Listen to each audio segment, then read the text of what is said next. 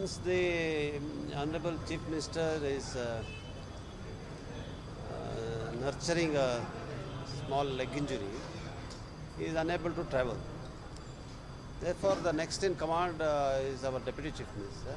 He also represents the party as its president. So he will represent the interests of the state in the meeting. So we are all in principle in agreement that the representation of the southern states, including Karnataka, in the parliament cannot be diminished. On the pretext of delimitation based on certain criteria fixed by the central government, which weighs heavily in favor of the overpopulated states such as Uttar Pradesh and other of central India, we cannot be deprived of our voice in parliament.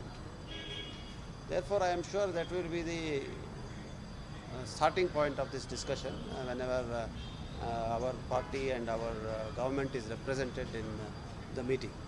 So we are hopeful that the central government will hear our voice and ensure that the changes in the number of seats is not to the detriment of the more disciplined states in southern India. Will there be any discussion with the High Command, because the same invitation Honorable Devendra Reddy, he said that he would attend it, but first we will discuss with him.